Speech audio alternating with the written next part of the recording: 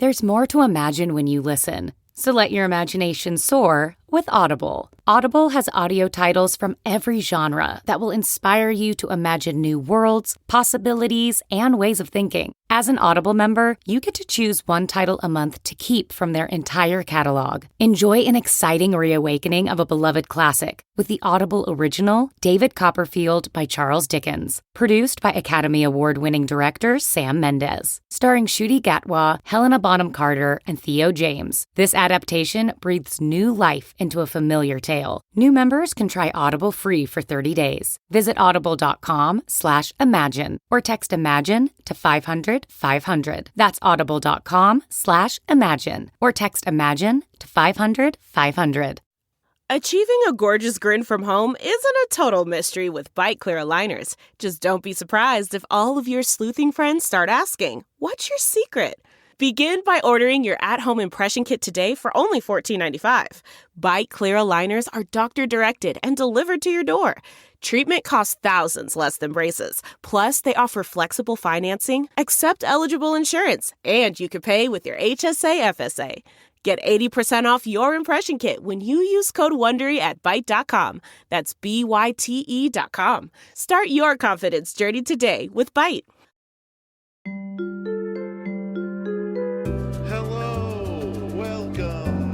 Let's chat. It's hard. You want to talk? I know, that's disappointing. Sit back. Let's work this out. How's it going? What are we doing here? Where are you going? Hey there. Wow. It's not always easy. It's amazing if you think about it. Let's think about this. Strange. I have some thoughts about that. Life is hard. Trauma bonded. You encounter this incredibly tough life and you go through tons of adversity, and you spend half of your life in prison and you come out on the other side. What is on your bucket list of what you're going to do? And why is it go to the showcase showdown of The Price is Right? I'm trying to look through my notes. Did he talk a little bit about what he won? He got into the He just said he went to the showcase showdown. You know, when you do a follow-up interview, all the important stuff for sure, but if you could get what he won. I have a feeling he didn't win the showcase showdown because I feel like he would have said that. He said he made it to the showcase showdown. But I bet he still walked away with something. He got a beautiful tea set. Nothing to do with his episode.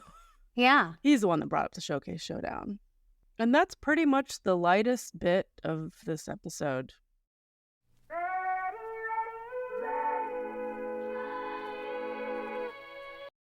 Welcome to Trauma Bonded. I'm Elly Westberg here with Therese Garcia. Hello, hello. And today we're discussing episode 331 of the podcast, This Is Actually Happening. What if you killed the wrong person? A brief synopsis. Chris's family emigrated to the United States from Vietnam in 1975, and he was born in 1983. As a child, he felt the effects of his absent father and unapproachable mother and turned to the streets and gangs for belonging and power. At 13, he committed his first crime of residential burglary, and this court case brought him back to his father. Chris became a caretaker for his father, which dramatically reduced the sentence for this crime. In 1999, Chris's father passes while he's in Vietnam. Chris feels numb at first and then breaks down, but still won't allow others to help him. He drops out of school as a sophomore and moves back to Houston. He starts gangbanging. His friend Mino is murdered at 18, and Chris's mentality is F the world, nobody cares. In 2002, while visiting California, his gang shoots the person they thought was responsible for Mino's murder, but it was mistaken identity, and their victim was only 14 years old. After hiding in Houston for 1 year, he's arrested and extradited back to California. He receives a 50-year to life sentence, and his incarceration journey begins. An elder person in prison, Steve, encourages him to try the self-help groups available, and his transformation journey begins. He moves from violence to healing to forgiveness. He's finally released and now lives in love. And full disclosure, I am the showrunner for This Is Actually Happening, and T knows nothing about anything. She comes in fresh, and this show, Trauma/Bonded, is for the listeners. a space where we can talk about each episode, digest it, and reflect on it with empathy and also a bit of levity. That's Trauma Bonded.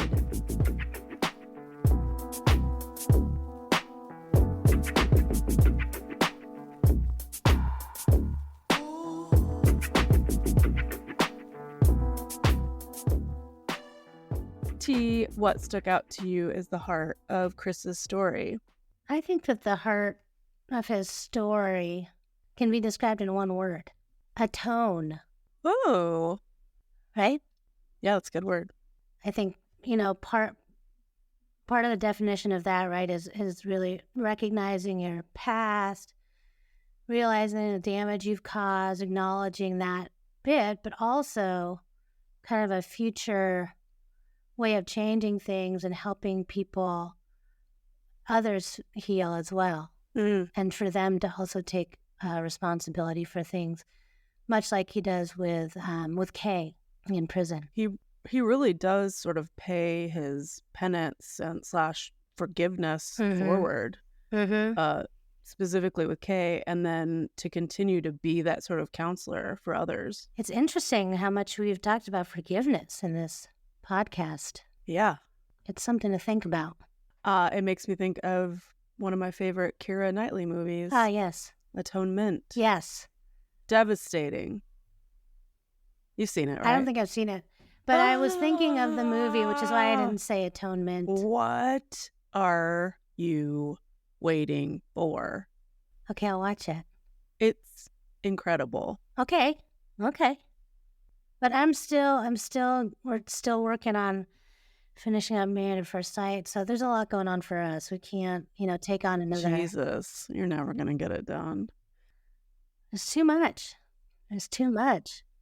Well, if you didn't have all those kids, you could probably watch a lot more television. I know. Yeah. My heart is pretty basic.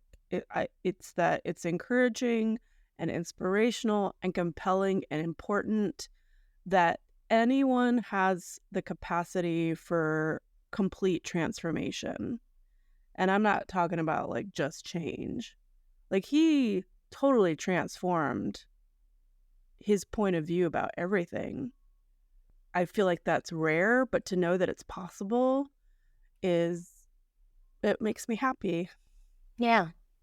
It feels like there's hope. That's a good one. I like that. Inspirational. I love this immigration story that he tells with the backdrop of the Vietnam War, which is a completely tragic tale in our human history, completely. But it's a colorful one, and it's rich in history, and I think that it's one of these cultural touchstones that we all have some knowledge about. Not everyone knows a ton about it, but I feel like people have some frame of reference for it. And I thought it was a really interesting part of the episode that he just tells you a little bit of a history lesson about this Tet Offensive that happens.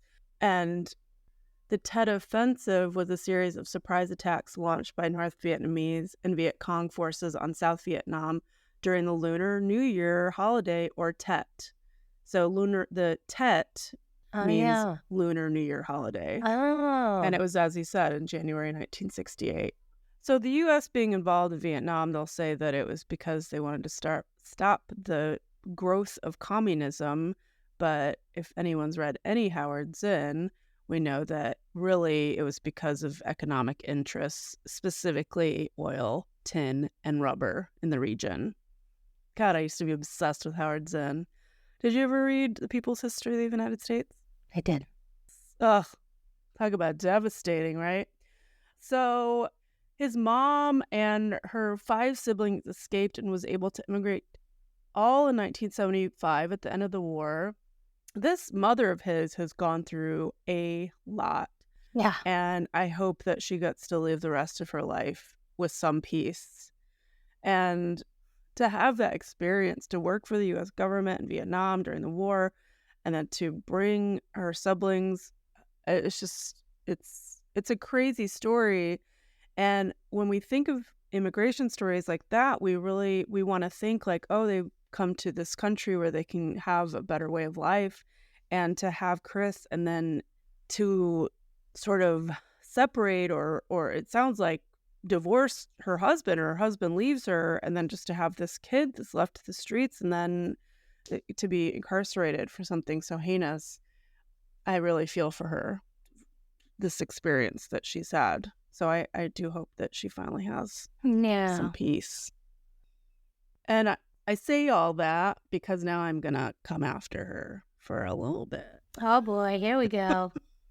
Chris talks about how he's growing up and he notices his dad isn't there. Yeah. Like, where's my dad? Where's that guy anyway? He was there, now he's gone. And frankly, his mom just didn't tell him that they parted ways, is my deduction from it, right? Yeah, she didn't want to talk about it. They split up. And then she's like, okay, that's done now. This doesn't affect anybody but me. So it's fine. Who's coming for her now? I get it. She was probably destroyed, I imagine. And some people don't know how to talk to their kids about hard things like that.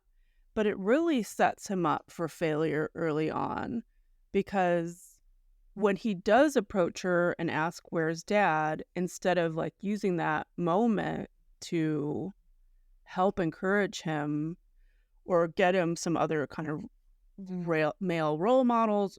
Sorry, we're going to talk about this whole male role model thing. But something else in his life, she just appears irritated and sad, and he stops asking. And to me, this is like one of the biggest, if not the biggest, turning point in the story, because he doesn't have his father, and now he feels like he can't approach or he can't broach hard topics with his mother. So he has no siblings. So essentially, he is left to himself. And he's a kid. So of course he's going to make friends, and that's a good thing.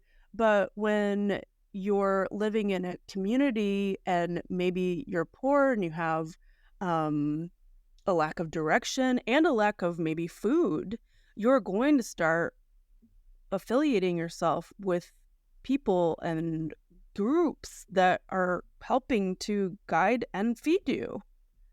It's all very simple. Like, you can totally look at this and see how it ended up the way that it did. You don't have family, he's an only child. Yeah. So he seeks that sense of belonging, right? And if gangs are around, that's going to be the option. That's a unit right there. Right. Yeah. And they show themselves to act as his older brother in a sense when he's little, and they make sure to take care of him. And he develops this best friend, Mino, who considers his brother. And he sees the gangs as like cool guys. They smoke cigs. Yep. They give him food and they take care of him. And he has this sense of belonging. And they also teach him how to steal. So there's some using going on as well. Yeah, nothing like your family teaching you how to steal and do meth. Commit crimes. Yeah. Dude. You're only influencers. It's so sad to think of a 10-year-old ingesting meth. Oh my God. It's also really frightening considering how hyper most 10-year-olds are. I can't even imagine what they're like to be around on meth. I know, that would be... I didn't even think about that, but yeah, that would be insane. What are they even talking about and doing? Like... Yeah. It's disturbing. The worst I got was like Cheetos, They're already so spazzy and hyper. Yeah. Just seems like a bad idea. I was drinking a lot of Coca-Cola. Yeah. I bet you were a little spasmo too. I was a big spasmo. Like, can you imagine Arlo high on crystal meth? No, that's so disturbing. Yeah. I mean, not even like all of the ramifications of how disturbed it is, but just literally how extra hyper he would be. It's hard for me to separate, but yeah. Yeah, I know. The whole thing. Yeah. I feel bad for his little brain. I know, his poor little brain. So he's into weed and alcohol, and it's exciting to be in a stolen car. And to him, this is exciting. It's thrilling. It's badass. And he says, he puts it as he has no male role model to teach him how to be in this world. How to be a man. Or to teach him how to be a man. Yes, how to be a man. Let's talk about this. Mm-hmm. I really want to know your point of view as a person who has As a sons man. and doesn't have a ton of male figures in your kids' lives. How did this strike you, or what are your thoughts about that? I mean, I just thought too, like, I was brought up by immigrants. They came in from the Philippines, and it was very, my dad was like, oh, the man. My mom was like, the wife, right? Like, my dad was, Yeah. And that whole culture, I don't know for like Vietnamese folks, but like, yeah, he's the whole machismo thing, that whole attitude. So it didn't surprise me that that's something that he felt like he needed. Mm-hmm. For me, like, I would like to raise my children so they know how to be a good human. What does it mean to be a man now when you'd say that and you define that? So, like, not crying when you feel sad? Is it being able to punch someone really hard? What is it to be a man? I don't know. But Right. all the things I want my kids to be would make them a good person, I think. Mm-hmm. Not a good man or a good woman. So to you, you're saying that you don't look at it as I need to have male and female role models for my kids. Instead, you just want positive role models, period. In general, yeah. And they Whatever could be anything. gender that comes in. Yeah. Yeah. Yeah. Do you think young boys need a male role model at all? Maybe not a parent at home, but somewhere. I think it's good to be exposed to different genders, different polka dots, colors, stripes, sizes, Yeah. hair colors. I'm sure it's really good to be exposed to all different kinds of things Yeah. to open up your world. Yeah. Well, it's interesting to think about how we talk about gender these days. It's so much more nuanced than it ever used to be. And we see that all of us are sort of on a spectrum of like having what is considered traditional female qualities versus what male qualities are. And all of us encapsulate both, So there's not really this traditional way of saying what a man is or how a man is supposed to be, or the way that when we hear that line, teach me how to be a man, that does carry with it like some old school connotations that aren't necessarily the most positive or something that you want your kid to be or to emulate. You got to be hard, you got to be tough, your only emotion is anger. Yeah. You have to be the provider, you have to all the things that we don't really consider healthy anymore. We don't look at that as healthy. I don't think per so. se. Yeah, I encourage all the kids to cry when they feel like they're sad. Or if they are crying, I'm going to be like, don't cry. You Be little a baby, man or be something. a man up. Can you Arlo. believe? Oh my God. That would be insane. That happens? It seems insane that I would ever say that Yeah. Anyone that's been in your to household my boys. would know that would be insane to be heard in your household. It'd be so weird. Yeah. So he sees his friends as his family, which is great. But also, Yeah. this group think of like these underdeveloped brains embracing the gang life, and with that comes crime. That's part of it, unfortunately. There is community, wonderful, but then the other side of that coin is crime. Yeah.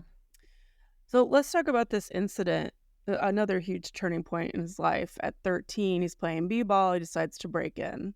Yeah. I'm fascinated that he has this thought, right? It would never occur to me to say, To steal? We should break into this house. Never occurred to you to steal anything? No, you know it's occurred to me to steal. Oh, but to break into a house. I would never break into someone else's house. That seems like a lot. But I do think, tell me, and you tell me if you think I'm wrong. I think the punishment did not fit the crime here. Let's do the math. According to him, they steal a cordless phone, a boombox, and some CDs. Now, I did a little research. Worthless. I just like thinking, I was like 80s. But I'm just like, okay, those are the things I threw in the giant dumpster at my mom's house that had been collecting dust in the garage. And I'm like, no, 80s. This was in the 80s. It was 1996. Oh, shit. He was really good. I will say this. He was really good at giving dates and years. I was like, oh no, you're right. Oh, my God. So think about that. Even more worthless. Dude, we already had the internet, didn't we? Like, why are we? Yeah, it was like beginning. The phone was to do the fax machine thing so you could get into the internet, whatever that does. Yeah. I'm like, no, I can't get on the internet. Get off the phone. I'm trying to sign on. Yeah. Like that. Yes. Or my dad would say, I've got a fax coming to the house. Don't get on the phone. That makes a noise. It was so loud. So let's just do the math for funsies. A cordless phone, a really good one. Let's say it's the best phone they had on the market. Maybe it's $100. I was going to give it a $49.99, but I wasn't sure. That's fine. Let's just call it a hundo. Okay, hundo. A boombox, really nice one, $100. More than that. A boombox? I'd give it like $200-300. Really? No? You could get a nice one for a hundo. I got my TV, the giant one with those really heavy ones. Yeah. Not giant screen. It was like the big ass. Really a small screen, but big ass. Yeah. It was the biggest purchase I had ever made after I got my job back in the day. $700. I was going to say, when I got married, we got one with a big ass, and it was $800, and we were like, oh my God. Dude, I've got an 80-inch up there that was like $300. And it's like, now that is big. It's ridiculous. Okay, and let's talk about the CD cost. You know, we should do Prices Right in the 90s. In the 90s. See what we get. I feel like that's something they would do, like a special day, like a nostalgia day. So the CDs. Let's say he bought them at like Sam Goody. And remember the like overpriced, like full price CDs were like $18, and that just seemed like so much money when you were in high school or whatever. Or maybe they got them like BMG, Columbia House for $1, whatever. It could have been a full book, book with those flaps. Well, those are worthless because they don't have the artwork. Yeah, I don't know. Let's say they got $200 worth of CDs. So all in all, it's about $400 worth of stolen goods. Now, in today's prices, it's double. It's about $800. For a felony in California, the value of goods has to be $950 or higher. And it's the same amount for a juvenile felony. Okay. It has to be valued at $950 or higher. So you're pursuing a kid across state lines for $800 worth of stuff, putting his family on hook for the cost of travel and housing to come back for court. Like, why are you making this effort? Especially also, it's his first offense. Well, it's not only the stealing. It's the breaking in, it's the glass, it's the whatever damages. Right. So I didn't factor in the cost if there was a breaking. It's possible that a window or door was just open. We don't know that. But there is something more egregious about a residential burglary than, say, me swiping something from Target, because it is more personal. It's considered, it feels like a violation. Yeah, it's considered higher stakes. Yeah. But still, he's a 13-year-old kid. It's his first offense. Don't you think it's a little bit extra to pursue him across state lines like this? Yeah, that is weird, isn't it? you could make the argument that you have to hold this kid responsible or he is going to embark on a life of crime. Like, that's part of you're it. setting him as an example or something. Exactly. So they did. They held him responsible with the hope that this is going to teach him a lesson. But instead, he sort of turned to crime anyway. So he has to come back to California for this juvenile felony. And it does bring him back to his father in California. Oh, guess what? Your father, there he is. You know, and he gets to spend time with him, which is important for him. But because he has diabetes, according to Chris, he does care for him, but he still has resentment toward him. So he does the bare minimum. So it seems like in this saga of this crime that he committed when he was 13, it seems to last for like 3 years at least. You know, he's driving by the time he's sentenced, and there is a reduced sentence because he is a caretaker. So Chris says the dad saved him from juvie. But this is a crossroads where him going to juvie maybe could have shown real consequences to his actions and set him on the right path young, or as it happens to a lot of people that enter the prison system or the juvenile prison system, they can end up indoctrinated more, and when they get out they just continue to commit crime. So it's hard to say. You know, obviously kids shouldn't get away with shit. There must be consequences to their actions, but I guess I'm like, what should have been done here? I wonder if he was just left alone because, you know, going across state lines just seems like a lot of effort. That maybe, I don't know, because I think Mino and all them still came to visit him, but he could have just been living in Houston, doing having a new life, you know? But he was pulled right back in. And that's really where he started to get back into the gang life, right? Yeah, yeah. In 1999, he doesn't have his mom there anymore. Well, then his dad dies in Vietnam, so he really is left sort of parentless. Yeah. Kind of a ward of his friends. And he talks about his father passing and he feels numb right after. And he just wants to shake it off and keep moving.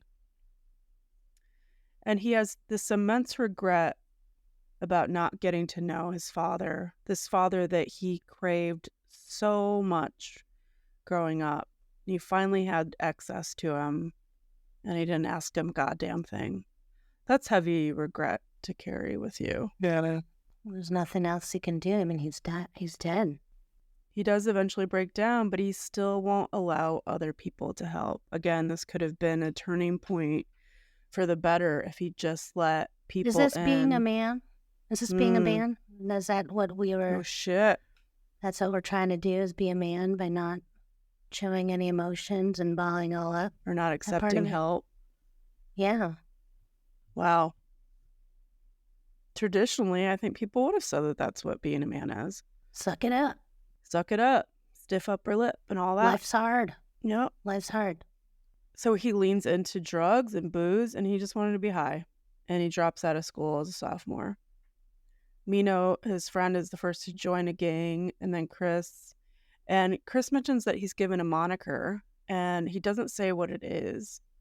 Why doesn't he tell us what his gang name was called? I'm not familiar with gangs as much, and why. Do you know? No, I don't know. Do you think it's like something akin to like dead naming? Like this is... What's that? You don't know what dead naming is? I mean, I do, but our listeners don't. So why don't you tell us? Like in the trans community, your old name is your dead name. So yes, if someone doesn't acknowledge your new name and they call you by your former name, they're dead naming you basically. So maybe he doesn't want to say the moniker because it is his old life. I don't know. Yeah. I just thought it was fascinating that he kept referring to his moniker, but he didn't say what it was. Huh. He finishes probation and goes back to Houston, and the friends and the girlfriend, they come to visit, and they cause trouble. What do you think they were doing? What is gangbanging? He says it's like showing power. It's just like walking up to people on the street, being like, where are you from? Like starting fights and stuff. Yeah. It's interesting, this idea that you just go looking to start fights. So that they'll fight back, and then you have justification for... And then you get some sort of charge from beating the shit out of someone. Like, it's just building up your power points. Just a world I don't understand. Mino was murdered, or he was stabbed in the heart at 18, R.I.P. Mino. And Chris's mentality was, F the world, nobody cares. And he basically went on a rampage. Just going to a club to start shit. Like, can't we just go and drink and dance and flirt and all the things that we've done in clubs? I'm just kidding, T and I have never been to a club. We've been to the club. Not any club. We've been to shows, dance parties. Like, I don't even know where a club is in San Francisco, do you? Oh, shit, didn't we go to that? Isn't that a club in Oakland that we went to? Which one? I think that was a club. Anyone with... The one across from the hockey rink, like an uptown area. Oasis? I don't know. This is a long time ago. Remember the girl, they had like dancing girls up on the stage that just like... The one we went to with Nate? I think so. Yeah. That was a club. That was a club. We all been to a club. Yeah. I've been to many clubs. Oh. Yeah. But was it a lesbian club? Or was it like a lesbian dance night? I forced you guys to come with me. That was really fun. It was super fun. Yeah, that was fun. He liked punching and shooting, and it released this pressure, and he felt a rush. I almost think of it as like little bitty earthquakes. You know, like the earth releases pressure via these little earthquakes, and it's sort of like a way to keep like the big one from coming.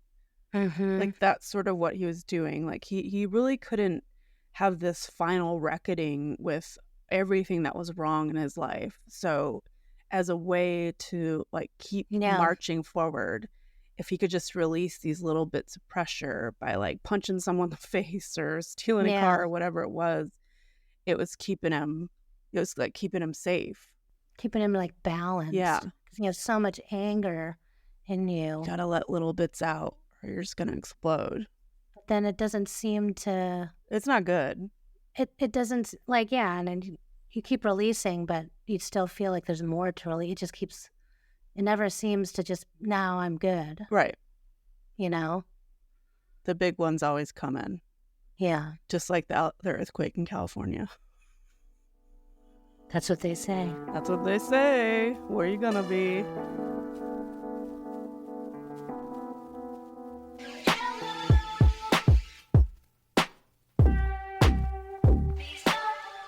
In 2002, he flies to Cali for high school graduation, and the gang, there's word on the street that the gang who murdered his friend Mino is at a coffee shop, and they go to exact retribution, and what do they end up doing?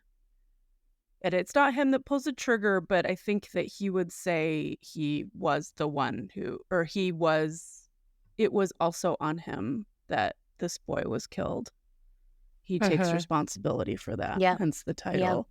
He wasn't the shooter, but he was there, and they murder a 14-year-old kid in a case of mistaken identity, and he hides out in Houston. And this blew my mind too, and this just shows like how far gone he was. You would think that if you were hiding out for murder, you would like try to walk the straight and narrow, not draw any attention to yourself. Yeah. But he was still acting out. He was getting into fights, etc. He's paranoid, but he's still getting into fights. And this just proves that it's just the only way he knows to live. Or maybe he's begging for the attention, even if it comes in the form of arrest. And he does get arrested and sent to California. And he talks about how he was on PCP for the whole week and he had to come down from it in prison. Like, all of that sounds terrible. I know. He's in his maximum security place with 22-hour lockdown, which sounds terrible. And he tells his mom not to hire the lawyer. Again, being a man, don't hire the lawyer, Mom. I got myself into this. I'm going to get myself out. And he tells this bunkmate story. Yeah. What the hell was that? So one guy... That was a bit confusing. Okay. But one guy yeah. asks... one guy did the other guy wrong. Okay, yeah. So as like a penance or like to equal them out again, he lets him stab him? Slice his neck? Is that... And then, okay, we're even, and then Steven. Now they're... Yeah. Franzies. Is that what that was? That's what it seems like. And that happens like right in front of your cell, you know, right when you get there, and you're like, okay, like this is all real deal. Real. Yeah. I mean, this is what happens when people aren't taught how to express their emotions in a healthy way. They only understand the pain that comes from brutality and violence. Well, it never ends, too, because you're just like revenge. Yeah. Because if he seeks revenge for the other thing, and then they seek revenge for what he did, it'll just go on. And there's no dialogue. And it's just violence like, and hey, death. Sorry, I wronged you that way. You know, can we come back from... Like, there's no conversation. Like, the only way... It's like... And it's a constant show of, like, hierarchy. Like, yeah. Like, you can't walk away from something. Like, you always have to retaliate or you're seen as weak. He talks about how he's segregated by race and that he's always on alert, and he becomes racist. And from what I've heard, like, prison does sound like a very racist place. He finds out his girlfriend, Jenny, commits suicide after a traffic violation, which is fucking horrible. Finally, he gets his verdict, 50 years to life in a maximum security prison. And the day he enters, he's told, you're never going home. Don't worry about what's going on the streets. This is your home now. And he spent that first year chasing a high, chasing money, chasing bodily violence. He continued to live the life he was living on the outside, on the inside. Are you struggling to close deals? Cold outreach is wasting the time of both the buyer and seller at every stage, especially when sellers are using shallow and outdated data. Your organization can overcome these challenges with technology that translates comprehensive, high-quality buyer data into real-time insights. These deeper insights empower sales reps and teams to adopt the habits of top performers, which leads to better outcomes, like more pipeline, higher win rates, and larger deals. We call this deep sales. And we've built the first deep sales platform with the next generation of LinkedIn Sales Navigator. Right now, you can try LinkedIn Sales Navigator and get a 60-day free trial at linkedin.com/trial. That's linkedin.com/trial for a 60-day free trial. Let LinkedIn Sales Navigator help you sell like a superstar today. Just go to linkedin.com/trial and get started.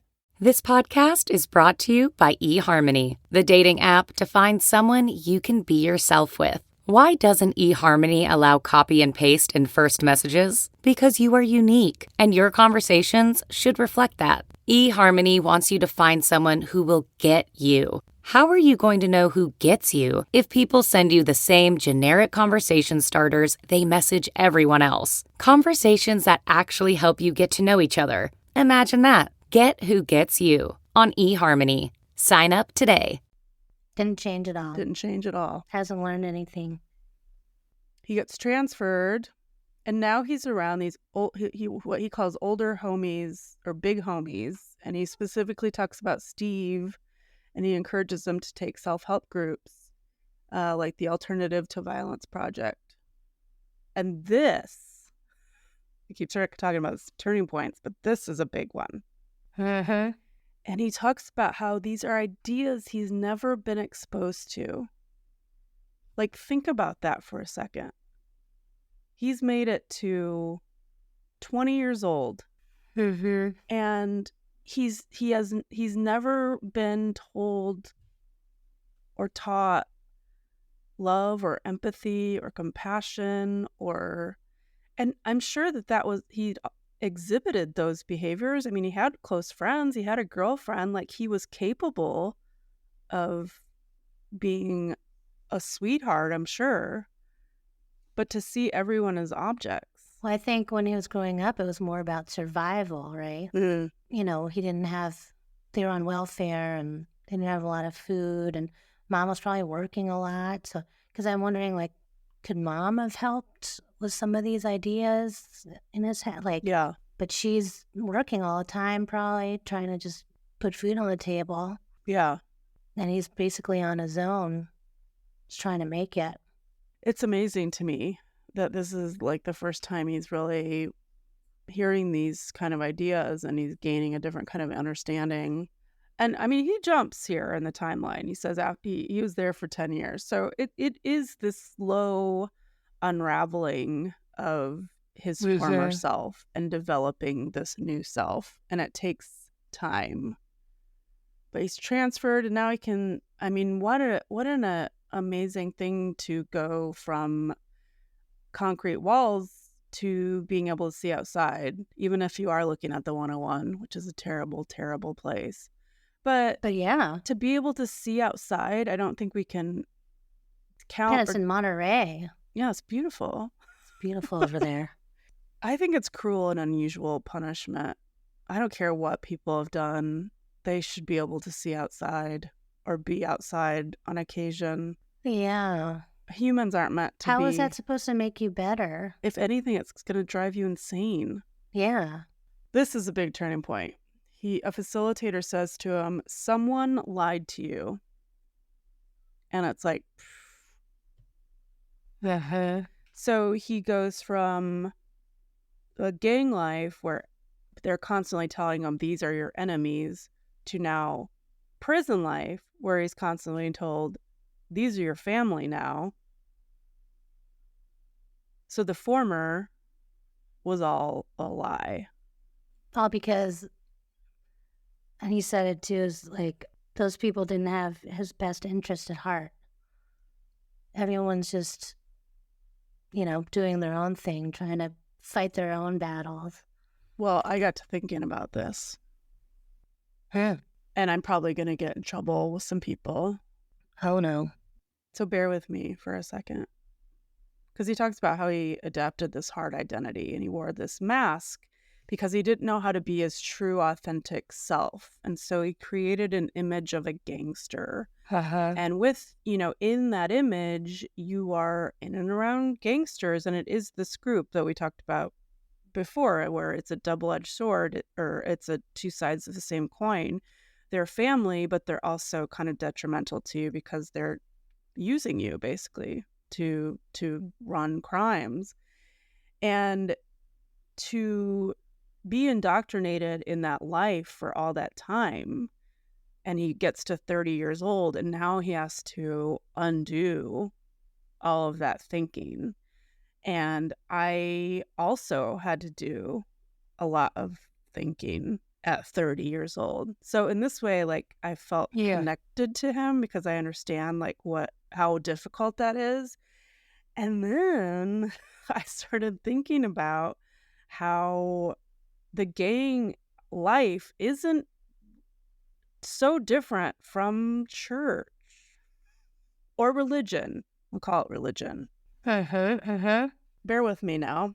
Yeah, no, I'm with you right now. I mean, granted, gang, religion, completely, extremely different sets of beliefs and different types of communities and different types of systems. And it's wild. We were both born and raised in the same country, but that's how diverse and big it is that he could have this experience and I had the one that I had. And at 30, we both end up having to unravel all of that stuff that we've been indoctrinated with. Mm-hmm. But ultimately, the point is the people in religion, just like the people in gangs, they want you to be like them for their own use. Ultimately, gangs do it. Churches do it. They're not going to say that that's what they're doing, but that is exactly what they're doing. And the truest struggle of self-evolution is self-discovery. Who am I? Who am I, though? Yes. Like, you don't tell me who I am. I want to find that out, because everyone wants to tell you who you are. We get those messages all the time. And that's what indoctrination is. It's just a systematic repetition of telling you who you are in this world. And it's really fucking hard to undo. And you want to decide what you believe in and the way that you want to be. So it's the existence of these systems to control and to oppress and to brainwash and to use you while claiming we're a family. Mm-hmm. That's how they get you. Gangs, churches, corporations. Can I say this? Disagree about the corporation. Just kidding.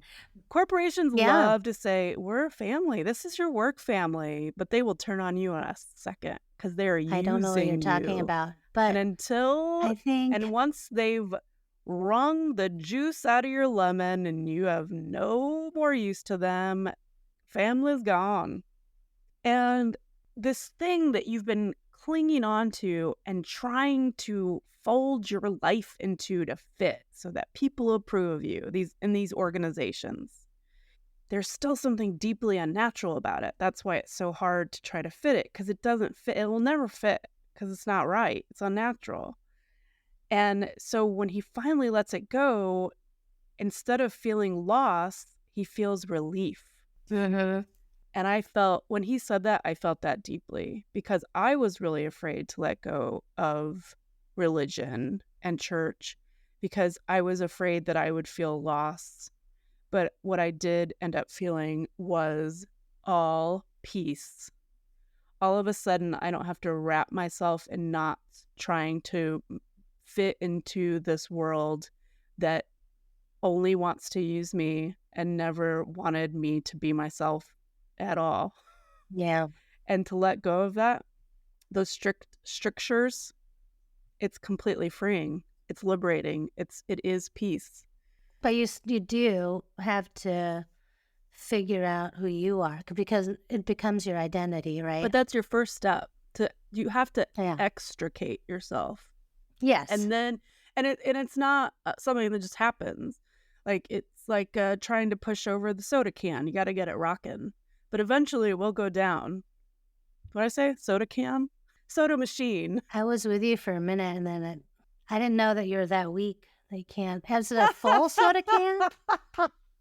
If it's an empty soda can, we got to talk about The it. soda machine. Well, What? a lot vending of people machine. die It's a vending machine. trying to push those things to get your soda out. Don't encourage that. There's actually a lot of death. What is it, 7 years? 7 people a year die from I don't know. a vending machine toppling on. I'm not I sure. can see that being a thing. Not a soda can, though. But what you're saying to me, about, because it becomes your identity. He's a gang member. Okay, what happens if you're not anymore, right? Right.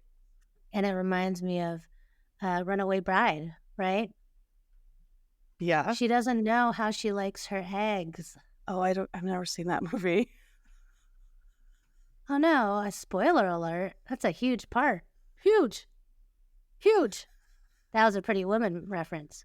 Both Julia Roberts. Anyway, doesn't matter. Watch that movie.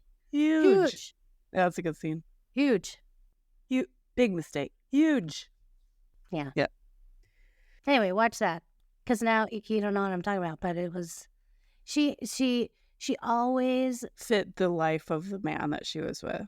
Yes. Is what I'm gathering. So if they liked scrambled, she likes scrambled. If he liked hard boiled, right? Okay. But then she realized, finally runs away and makes herself eggs. So she's all different types of ways. She's extricated herself from these communities, and now she's left going, okay, who am I? So Kazu Haga is his mentor, and he is the founder of the East Point Peace Academy and is a nonviolence and restorative justice trainer. He teaches nonviolence, conflict reconciliation, restorative justice, organizing, and mindfulness in prisons and jails, high schools, and youth groups with activist communities around the country. Kazu was introduced to the work of social change and nonviolence in 1998 when at the age of 17, he participated in the interfaith pilgrimage of the Middle Passage, which is a 6-month walking journey from Massachusetts to New Orleans to retrace the slave trade. He spent a year studying nonviolence and Buddhism while living in monasteries throughout South Asia and returned to the U.S. at age 19 to begin a lifelong path in social justice work. He spent 10 years working in social justice philanthropy while directly being involved in and playing or leading roles in many movements. He is the recipient of several awards, including the Martin Luther King Jr. Award and the Gil Lopez Award for Peacemaking. He resides in Oakland, California. Oh. It sounds like a good guy to be your mentor. Mm-hmm. Let's talk about this cloth ritual. What did you get that? Mm-hmm. Can you explain it to me? I don't know if I got it. So everyone has a piece of cloth and they'll put it on your face and say something bad about you. So one person will come say something bad about you, put it on your face. Somebody else will come say something bad about you, put another one on your face, and so on and so forth. But what is that supposed to be? And then each person says something positive about you, takes the cloth off one by one, same thing, just backwards.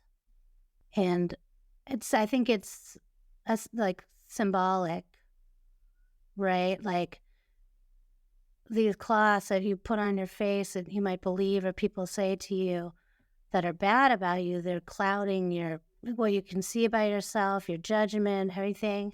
But then every time someone says something positive, you see a bit clearer. Is it sort of like to what Scarlett was talking about last week, where turn a negative into a positive thought into turn a negative thought into a positive one? That one is like translating like a negative, you're translating negative to positive. Yeah. I don't think they have to directly correlate with each other, first of all. Like that, not the direct opposite. Okay. Yeah. But then also it's that cloth, that covering and then uncovering. Mm. You see clearer as you think more positively. And you're not feeling yourself. weighted down. Like that too, yeah. By that heavy cloth. Yeah. I was supposing it was something like that. Soda cans on you, right? Just full soda cans on your face. Oh, you're so short. Well, knock them over, rock them over. Get them out of there. Rocking, knock them off. Like, wow, all this weight off my face. Eventually, you gotta rock it. By the way, the whole rocking a vending machine until it falls over, that's a Seinfeld reference. I just want to make sure I give credit where credit's due. Okay, Jerry, good. I think, talks about how that's a breakup is like that. Like, you can't just if you've been with someone for a while, you can't just one fell swoop. You have to slowly, whatever. So this cloth ritual was really mega important to him, and was clear that it was illuminating for him in so much that it touched him deeply, and he cried in a room full of men, and which is probably the opposite of what he perceives a man to do. And he said it healed him. Huge. It's huge. And it is transformative. He becomes a facilitator and a mentor. Yep. And things are on the up and up, but there's still a third act of this play, T. Okay. Who does he run into? Okay. Say it. Okay. The man who murdered Mino. Yeah. This was huge. Huge. Right? I mean, this is really cool because now he actually gets to practice this new way of thinking. Yes. And you know what he's doing? He's turning a negative thing into a positive. Yeah, exactly. Right? But no, it really is. This is transformation. At first, he has to leave and I assume it's because there's some sort of battle happening within him, because his old usual patterns wants to react. And this is the testing revenge. So he leaves the situation so he can think on it. And he is thinking of ways that he can exact the revenge, how he's going to do it. And then he has to stop that thinking and go, no, that's old thinking. What does the new him do? And he decides to do it for himself, but he says he also does it for his mother. In his empathy journey, he's able to look back and see what kind of pain and torture that he's put her through with his life choices. And he knows that this is where he really has to make a change. And what an opportunity to get presented after you've had so much growth, to really put it to the test. Yeah, and even this first step of walking away to go think about it, you already see he's made changes, because he's not just reacting and going straight to it, right? Well, it's powerful. It's a powerful image. Yeah, I mean, that's more powerful. I mean, sure, okay, you know, you attack this guy, that's powerful physically, but this takes real strength. A lot. Yeah, real strength. He learns empathy by listening to impact statements from victims and families. And in this setting, Kay apologizes and Chris accepts. And they connect.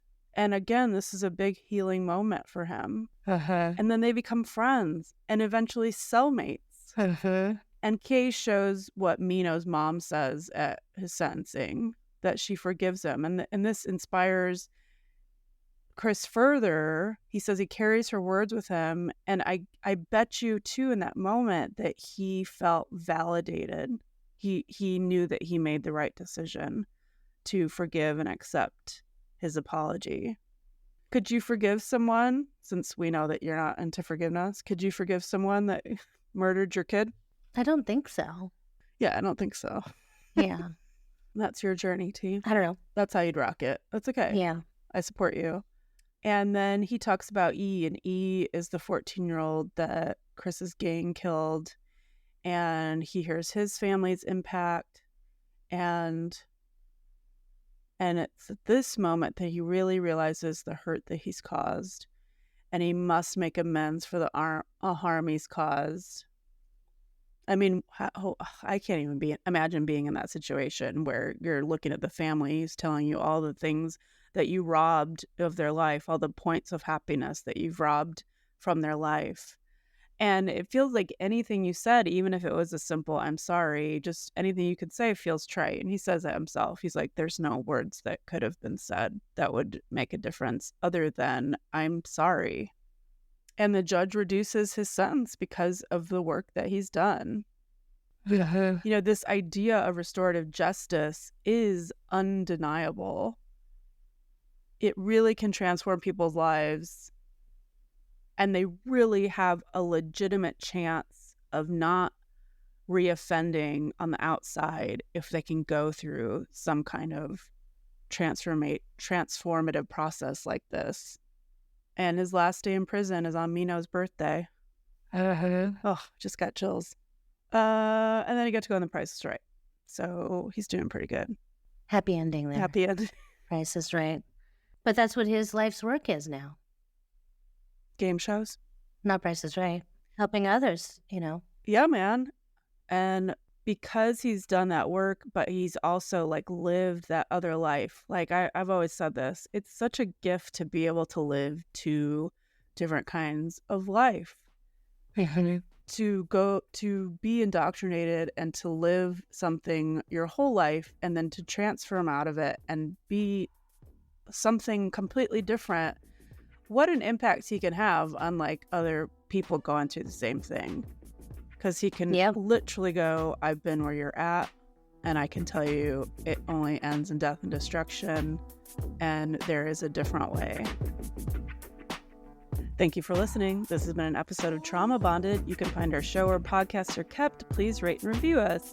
Thanks to Chris for sharing their story and giving us the opportunity to talk about it. And thanks to the This Is Actually Happening team, including Whit, Missildine, and Andrew Waits, and the maker of our music and website, Nathaniel Trimboli. And thanks to Cathy Sites, beautiful woman, for editing this episode, and Katie Capel for building those blasted Instagram posts.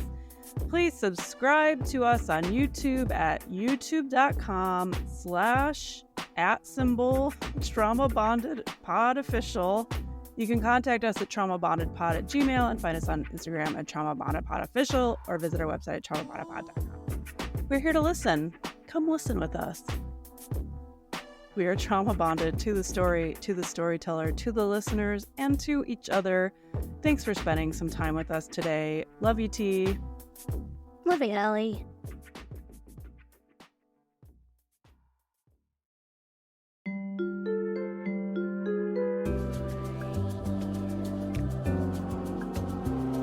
Good job. Hey, thank you. Hey, thank you. Okay. Have a good day. Thank you.